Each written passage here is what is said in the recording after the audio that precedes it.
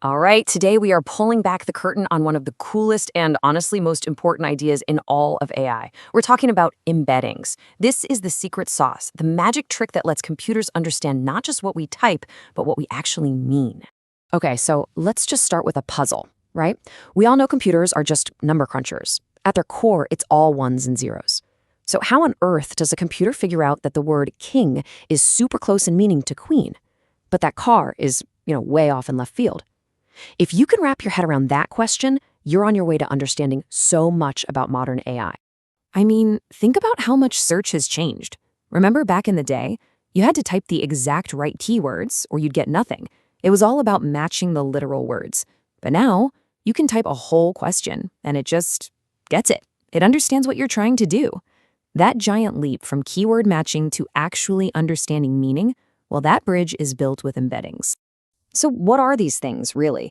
I'm going to give you the single best analogy I've ever heard for this. Just think of it like a GPS, but instead of navigating streets, it's navigating meaning.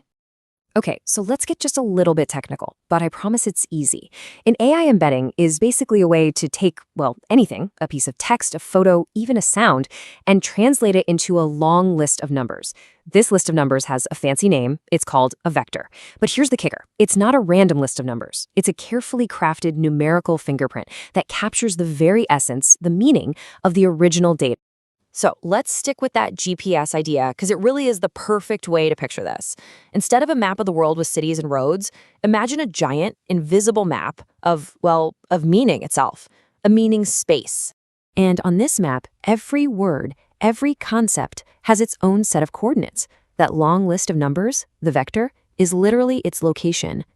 So a word like king might have coordinates like this, and queen? Well, its coordinates are going to be really close by. They're practically neighbors in this meaning space. But a word like car? Whoa, its coordinates are way over on a different continent. This is how the computer sees relationships. It's all about distance. On this map, closeness means similarity. Simple as that. Okay, that's the what. Pretty cool, right? But the real question is, why does this matter? What's the big deal? Well, everything, and I mean everything, comes down to that simple idea of proximity we just saw. And here's why it's such a game changer. Embeddings are the invisible engine powering so much of the AI you interact with every single day. Seriously, from the way you search for things to the movies your streaming service recommends, it's all built on this foundation.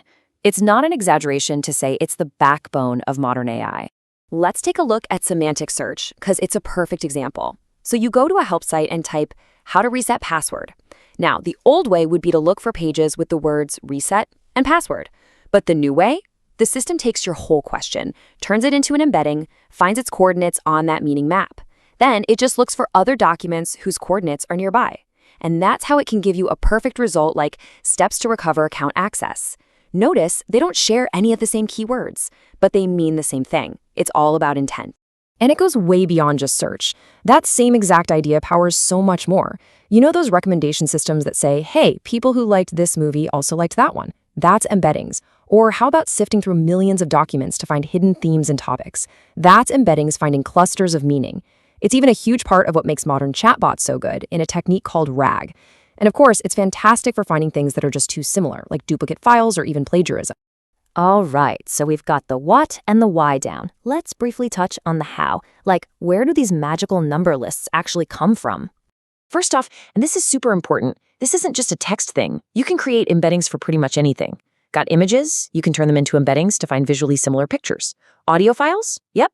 You can find similar sounds or even identify different speakers. Even lines of code can be turned into embeddings to find similar functions.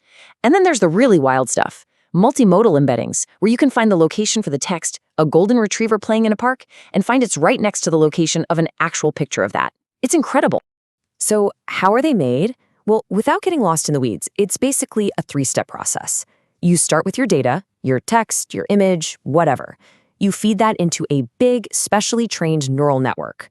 You can think of this network as a kind of meaning extraction machine. It's already learned the patterns of language or visuals from tons of data.